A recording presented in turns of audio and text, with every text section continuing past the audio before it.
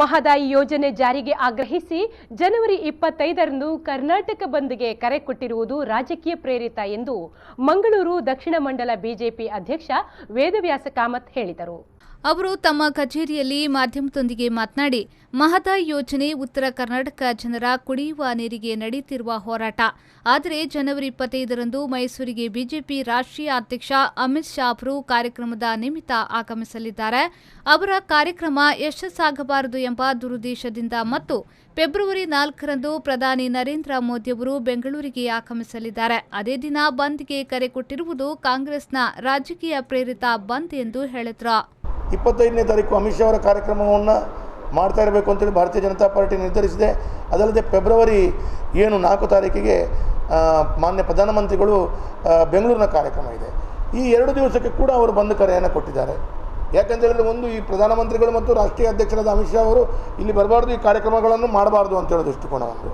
ಎರಡನೇದು, ಒಂದೇ ಒಂದು ವಿಷಯಕ್ಕೆ 2 ಬಾರಿ ಒಂದೇ ದಿವಸದಲ್ಲಿ ಈ ರೀತಿಯ ಬಂದ್ ಕರೆಗೆ ನಿಗದಿ ಮಾಡಿದಂಥದ್ದು.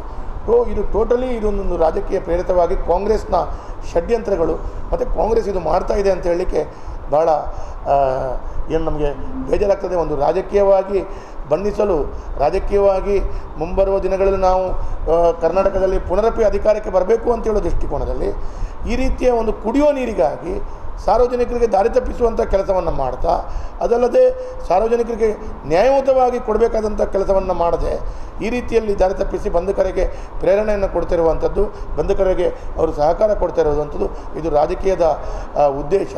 ರಾಜ್ಯದಲ್ಲಿ ಕಾಂಗ್ರೆಸ್ ಪಕ್ಷ ಅಧಿಕಾರಕ್ಕೆ ಬಂದ ನಂತರ ಸರ್ಕಾರಿ ಹುದ್ದೆಯಲ್ಲಿರುವ ಅಧಿಕಾರಿಗಳನ್ನು ವರ್ಗಾವಣೆ ಮಾಡುವಂತಹ ಕೆಲಸ ಮಾಡುತ್ತಿದ್ದಾರೆ. ದಕ್ಷಿಣ ಕನ್ನಡ ಜಿಲ್ಲೆಯಲ್ಲಿ 4.5 ವರ್ಷದಲ್ಲಿ 5 ಎಸ್ಪಿಗಳನ್ನು ವರ್ಗಾವಣೆ ಮಾಡಲಾಗಿದೆ. ದಕ್ಷ ಅಧಿಕಾರಿಗಳ ವರ್ಗಾವಣೆ ಮಾಡುತ್ತಿರುವುದು ಕಾಂಗ್ರೆಸ್ಗೆ ನಾಚಿಕೆಯಾಗಬೇಕು ಎಂದರು. ಮಾಫಿಯಾ ಮಾಡ್ತಿರುವವರಿಗೆ ತಕ್ಕವಾದ ಪಾಠವನ್ನು ಕಲಿಸಿಕೊಟ್ಟಿದ್ರು.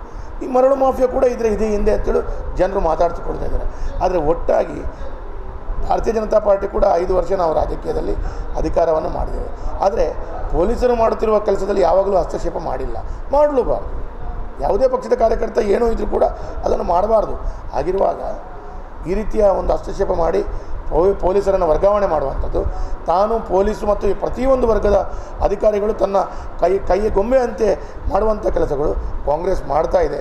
ಕಾಂಗ್ರೆಸ್ಸಿಗೆ ನಾಚಿಕೆ ಆಗಬೇಕು ಈ ರೀತಿಯ ಕೆಲಸ ಮಾಡಲಿಕ್ಕೆ. ಎಂಎಲ್ಸಿ ಕ್ಯಾಪ್ಟನ್ ಗಣೇಶ್ ಕಾರ್ಣಿಕ್ ಕರ್ನಾಟಕ ಬಂದ್ಗೆ ಪ್ರತಿಕ್ರಿಯೆ ನೀಡಿ, ಒಂದೇ ವಿಷಯದ ಮೇಲೆ 2 ಬಾರಿ ಬಂದ್ಗೆ ಕರೆ ನೀಡಿರುವುದಕ್ಕೆ ಕೊಳಕು ರಾಜಕೀಯ ಎದ್ದು ಕಾಣುತ್ತಿದೆ.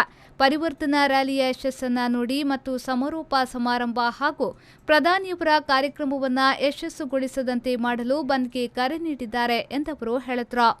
ಒಂದೇ ಇಶ್ಯೂವಿನ ಮೇಲೆ 2 ಬಾರಿ ಬಂದ್ ಕರೆ ಕೊಡ್ತಿರೋದ್ರ ಹಿಂದೆ ಏನು ಕೊಳಕು ರಾಜಕಾರಣ ಇದೆ ಕಾಂಗ್ರೆಸ್ಸಿದ್ದು, ಇದನ್ನು ಜನ ಅರ್ಥ ಮಾಡಿಕೊಳ್ತಾರೆ.